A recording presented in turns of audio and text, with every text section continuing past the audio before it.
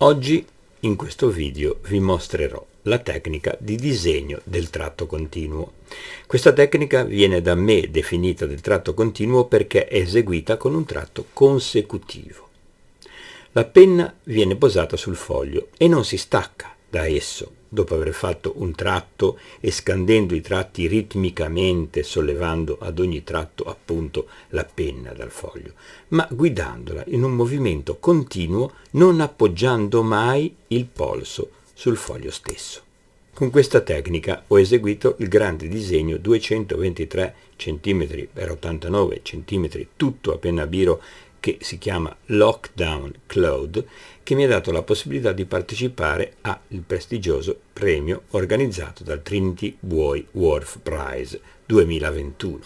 dove i disegni selezionati, compreso il mio, hanno preso parte alla esibizione che si è tenuta dal 18 novembre al 8 dicembre di quest'anno nei locali appunto del Trinity Buoy Wharf a Londra. E qui colgo l'occasione per ringraziare il Trinity Buoy Wharf, Parker Harris, una delle organizzatrici, e soprattutto il Drawing Project UK, nella persona di Anita Taylor, fondatrice e direttrice del premio, e direttrice anche, appunto, del Drawing Project UK, nei cui locali la mostra proseguirà dal 5 gennaio fino al 22 marzo del 2022. Nella descrizione vi metterò il link al premio, il link ad un video dove Anita Taylor presenterà non solo i 5 vincitori del premio, ma tutti i 114 disegni che hanno preso parte all'esibizione, e un link alle attività che il Drawing Project UK sta facendo nel campo sia della promozione che dell'educazione e della cultura. Nel frattempo avete visto nella sovraimpressione delle immagini della location e del mio disegno che appunto si intitola Lockdown Cloud ed era in mostra, e alcuni particolari dello stesso. Questa è un'occasione buona, tornando al tema di questo video, per mostrarvi l'esecuzione di un disegno con la stessa tecnica della nuvola che ha partecipato alla mostra, perché questa tecnica ha delle peculiarità interessanti e degli sviluppi grafici molto particolari. Il video dura 25 minuti e non l'ho messo a velocità elevata perché è interessante, a mio avviso, per chi è incuriosito da questa tecnica, vedere come si sviluppa e come sviluppa i volumi e come il disegno nasca da queste intersecazioni di linee continue. Non dimenticatevi di iscrivervi al canale, di mettere un mi piace, di condividere il video e di commentare e dare spunti di discussione e suggerimenti per nuovi video. Non mi resta che augurarvi una buona giornata, una buona visione e a presto. Questa tecnica è, come vedete, abbastanza semplice perché parte da un punto e quindi sviluppa questa trama in maniera regolare e stando attento a non scurire troppo la trama che c'è sottostante, quindi non insistere troppo in un punto. L'unica controindicazione, tra virgolette, che c'è assumendo questa posizione è che si fa molta forza sul mignolo, sollevando il polso, e quindi il muscolo adduttore del mignolo, che è quello che è praticamente è quello che poggia quando noi mettiamo la mano sul foglio per disegnare, quella parte di mano che appoggia il muscolo adduttore del mignolo. Ecco, bisogna ogni tanto staccare la mano perché sennò comincia a far male, e quindi il ritmo per un momento viene perso, però si recupera subito. Quando io faccio un disegno così ho già in mente la nuvola com'è nel suo complesso, quindi non faccio altro che, per spiegarlo meglio, non faccio altro che ripassare sopra ad un disegno che io ho fissato sul foglio in maniera leggera, come se avessi una proiezione sul foglio esatta di quello che poi andrò a fare. Naturalmente è nella mia mente questa proiezione che va a posarsi sul foglio, non c'è realmente, non c'è un proiettore che proietta un'immagine o un'immagine da dietro che io posso copiare. È semplicemente il disegno pensato e progettato con abbastanza sicurezza e anche in maniera abbastanza semplice da poterlo poi riproporre almeno negli ingombi principali e quindi saper già quali sono le parti più scure e le parti più chiare che io andrò a fare. In un disegno così grande come ho presentato al concorso, una nuvola di 2 metri e 23 per 89, questo progetto doveva essere ben chiaro, perché l'equilibrio tra scuri e chiari doveva restituirmi un'idea di sofficità molto diffusa. Quindi insistere in un punto o insistere in un altro punto non gioverebbe senz'altro alla composizione e al risultato finale del lavoro. Comunque vedete, il ritmo è sempre abbastanza sostenuto e come in questo caso riposo la mano, è abbastanza sostenuto ed è sicuro, e quindi la realizzazione di quel disegno grande è avvenuta in questo modo, e in questo modo è molto interessante per me avere questo approccio con questo tipo di tecnica, perché consente, una volta che è terminato ed il disegno è molto grande, consente di avere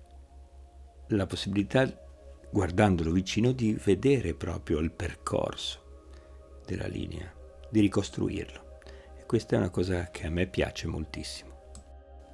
perché significa dare allo spettatore una traccia, un indizio per poter poi risalire al processo della realizzazione, che è, come ho già avuto modo di dire, che è il vero protagonista poi dell'opera. Adesso qua ho cercato di fare un close-up per far vedere più da vicino questo movimento.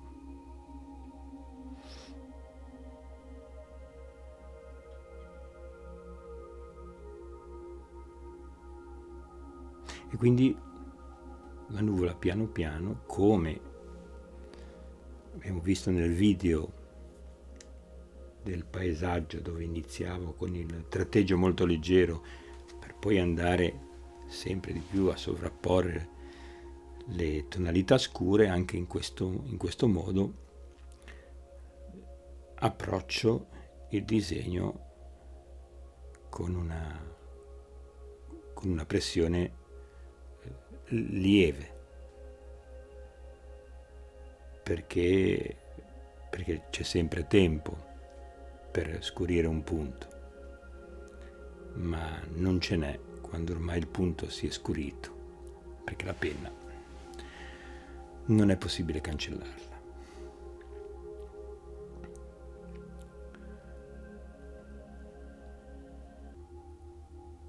Se provate a fare questo esercizio, noterete la tensione proprio del muscolo. Quindi non è una questione proprio di posizione del corpo, è proprio una questione di tensione che si deve avere, e che quel muscolo lì, proprio il muscolo del mignolo, aiuta a bilanciare, avendo una tensione più marcata degli altri muscoli. perché forse per la torsione della mano.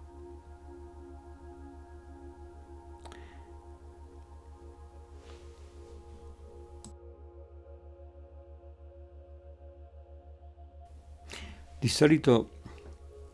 quando si copia da una fotografia si può anche mettere subito la parte più scura perché si sa già quali sono le parti scure. Ma quando si opera sulla realtà oppure si fa un'elaborazione di un oggetto o di un'immagine che noi abbiamo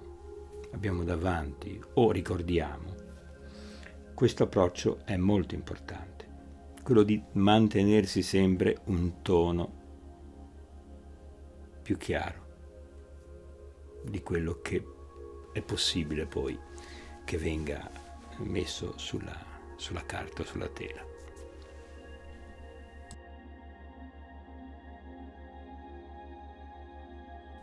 Poi quando la superficie è ampia,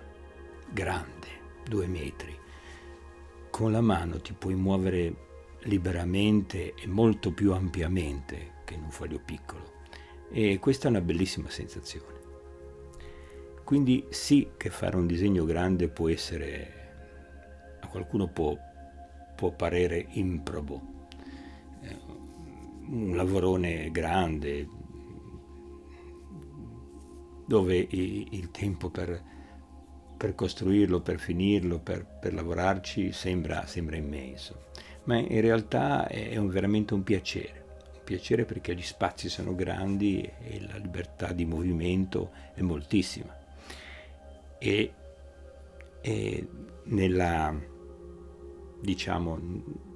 nell'ingombro dell'oggetto che si vuole fare, questo tipo di tratto può essere portato con estrema facilità e libertà, anche se mi ripeto con questa parola, e se si ha la giusta percezione di quello che sarà l'ingombro totale, appunto del lavoro, mantenere questo tono aiuta anche a fare un ulteriore esercizio con il tratteggio, con questo tipo di tratto, e migliorare la confidenza che si può avere con la penna e con il lavoro che stiamo facendo. Perché come tutte le cose, il fatto di lavorare tanto su un oggetto grande aiuta anche ad entrare in una sintonia particolare, che a volte quando si compie un lavoro piccolo, un lavoro che dura poche ore, non si riesce magari ad avere, ma si avverte proprio questa scioltezza che si ottiene perché si è stati molto sullo stesso soggetto, e quindi è una bella sensazione. Disegnare è sempre una bella sensazione, ma farlo in una superficie grande e con questo tipo di libertà di segno ancora di più, secondo me.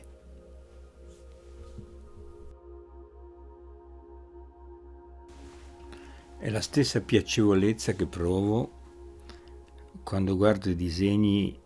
le acqueforti, le incisioni di uno dei maggiori, se non il più grande disegnatore di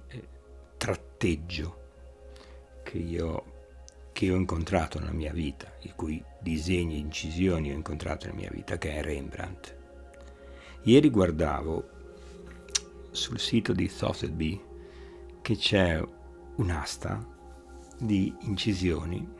di Rembrandt, e ce n'è una in particolare che rappresenta in primo piano sulla sinistra un albero, un tronco, insomma un albero che presenta un tronco molto grande dove ci sono dei cespugli alla base e poi in lontananza straordinarie delle case accennate con un tratteggio molto sottile. Ebbene, sulla sinistra, in mezzo a questi intrichi di segni, si intravede una figura seduta che Rembrandt ha voluto coprire. Ha voluto coprire costruendo dentro questa figura dei segni che riprendevano quelli dei cespugli, però ha lasciato una mano, ha lasciato che questa figura in qualche modo si vedesse. Se riesco a trovare il link e sperando che sia ancora in rete, la metto sotto nella descrizione così la potete vedere anche voi, cliccando sopra la fotografia e restando col mouse fermi sopra la fotografia si ingrandisce e si può navigare all'interno. Naturalmente non si può copiare o salvare la fotografia, però ci si può navigare dentro e quelle incisioni, ma tutte le incisioni del suo repertorio presentano proprio questa bellezza e questa armonia proprio del tratteggio. Chi è appassionato di questo tipo di pratica non può non mettere Rembrandt fra le immagini, fra i compiti da darsi, che sono quelli proprio di studiarle e di osservarle più spesso che sia possibile. Non per imitarle, o meglio, anche per imitarle, ma proprio per riuscire a comprendere come sono costruite e come sono costruiti questi tratteggi. Andare all'interno dell'opera, vedere dentro e da vicino le opere che si guardano al di là dell'oggetto, al di là del soggetto, scusate, è fondamentale per un pittore o per un disegnatore. Per un profano il soggetto dovrebbe avere una presa maggiore, ma per un disegnatore o un pittore l'oggetto, che è quello del segno, dovrebbe essere la cosa principale che si va a guardare. Non il soggetto, ma prima si deve guardare da vicino proprio come si è arrivati a quel tipo di soluzione. E questo è un consiglio che non smetterò mai di dare a chiunque voglia approcciare con questa pratica. Quando è ovvio che nei musei, soprattutto quelli anche più famosi e più controllati, è molto difficile poter andare molto vicino alle opere, però ci sono anche buone riproduzioni e quel che si può guardare meglio sono proprio i disegni, perché spesso sono sotto il vetro, quindi lasciano che ci si possa avvicinare molto. Ecco, sia i disegni che le incisioni, per chi fa per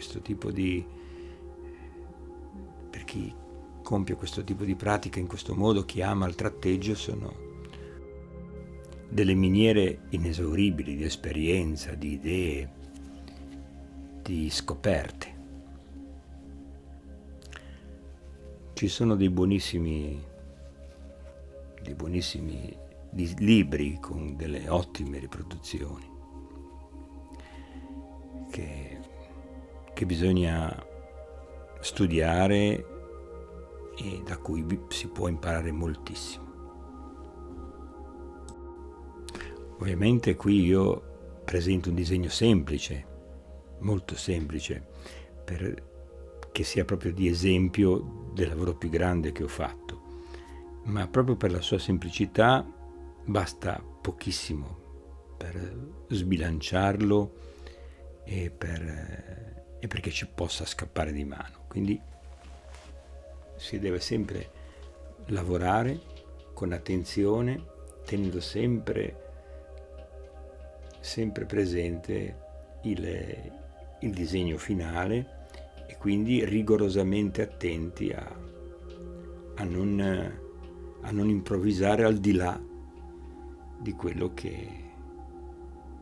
ci eravamo prefissi di ottenere. Almeno questo è il consiglio che io posso dare, che io voglio dare.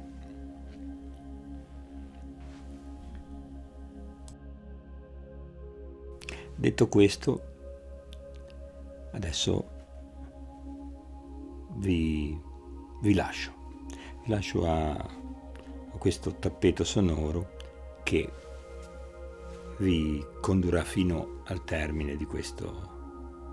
elaborato e quindi potrete concentrarvi meglio su quello che è proprio il gesto e la costruzione del segno, come abbiamo detto. Se avete qualsiasi domanda per me la potete scrivere sotto la descrizione del video, nei commenti,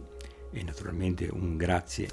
infinito per essere qui a guardare questo video, per la vostra visualizzazione, e non dimenticate di iscrivervi al canale e di mettere un mi piace e anche di condividere il video sulle vostre pagine social e anche sulle vostre storie, sia di Instagram che di Facebook. Allora non mi resta che augurarvi come sempre buona giornata, buona continuazione di visione del video e a presto.